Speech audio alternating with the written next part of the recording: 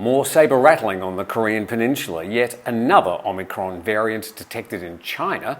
The Philippines reporting a surge, this time tourists instead of infections, and Southeast Asia's Muslims welcome in the start of Ramadan for 2022. All that and a whole lot more on today's Asia News Today.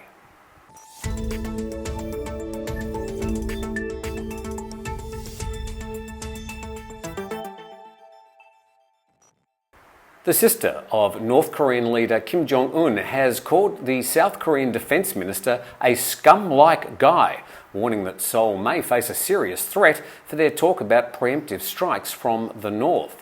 The comments from Kim Jong Un come during heightened tensions on the Korean Peninsula after Pyongyang carried out a rush of missile tests this year, including its first intercontinental ballistic missile launch in more than 4 years. Last week, the South Korean Defense Minister, Soo Wook, said South Korea has the ability and readiness to launch precision strikes on the north if they detected an imminent attack. The comments were a particularly unusual stance under former President Moon's administration to publicly utter such comments. In response, Kim's sister said over the weekend, "The senseless and scum-like guy dare mention a preemptive strike at a nuclear weapons state?" She went on, South Korea may face a serious threat owing to the reckless remarks made by its defense minister.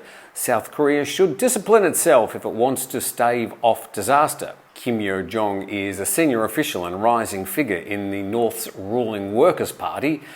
She's in charge of relations with Seoul and Washington. Going well so far.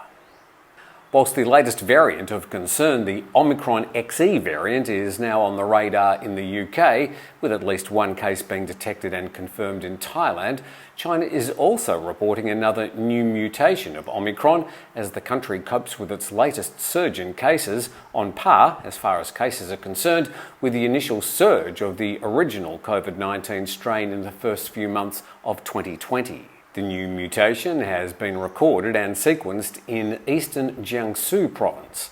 In Shanghai, health authorities have carried out citywide antigen testing yesterday and are doing mass nucleic acid testing today on its 25 million residents.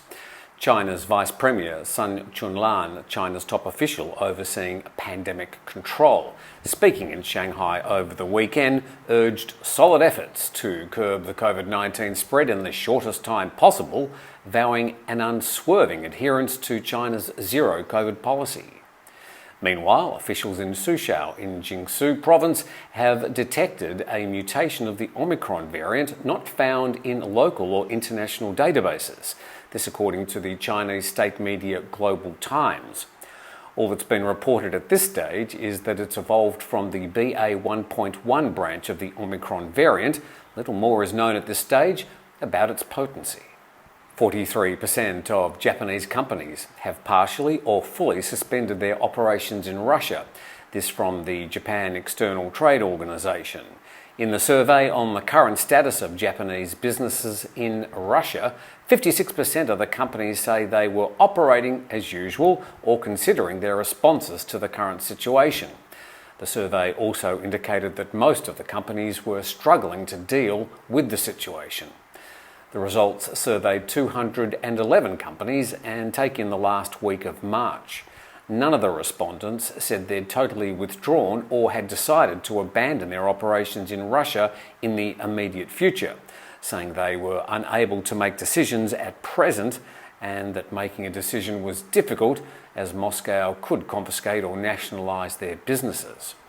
On business prospects for the next 6 months to a year, 38% said they would downscale their operations in Russia, while 29% said they didn't know.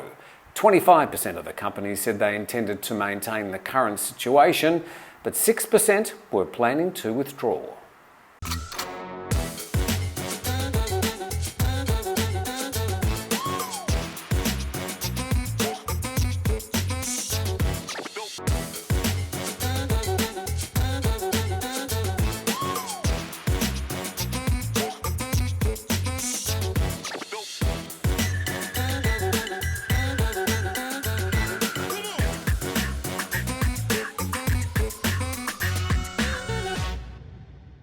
Indonesia, the world's largest Muslim majority nation, has welcomed the start of the holy fasting month of Ramadan with a mass prayer at Jakarta's Grand Mosque over the weekend. The event coincided with a plateauing of coronavirus infections, allowing for eased restrictions for this year's Ramadan religious activities. Thousands gathered at the Istiqlal Mosque as night fell in the Indonesian capital to join special prayers performed only during the month of Ramadan, but participants were still wearing masks and using check-in apps to take part. For the past 2 years, Indonesia has had one of the highest rates of COVID infections in Asia, but this year's Ramadan, traditionally a time of community reflection and prayer, cases have eased enough to allow for mass gatherings. Ramadan will run for a month, ending at sundown on Sunday, May the 1st. More and more inbound travellers are heading to the Philippines after it was one of the first to ease entry restrictions, allowing all fully vaccinated international visitors to enter the country without quarantine. Whilst also having its layers of paperwork, entry into the island nation has made it a new favourite for travellers looking to escape to Southeast Asia at this time. The Philippines Bureau of Immigration has recorded a sharp uptick in the arrivals of both expatriate Filipinos and foreign travellers since the country eased the pandemic restrictions from the start of February. Daily arrivals were less than 5,000 before February, while the number has risen to around 9,000 after the reopening and has further increased to 12,000 by the end of March. But travellers still have to adhere to health protocols such as wearing a face mask, social distancing and avoiding crowds. Around 67 million Filipinos have been fully vaccinated as of the start of April, out of a total of some 109 million. Hanoi-based Vietnam Airlines has incurred a loss of US $570 million during 2021, bringing accumulated losses since the pandemic began to about $970 million US dollars. But the airline is slowly getting back on its feet. Vietnam Airlines operated 21% more flights in March and April this year than it did a year ago.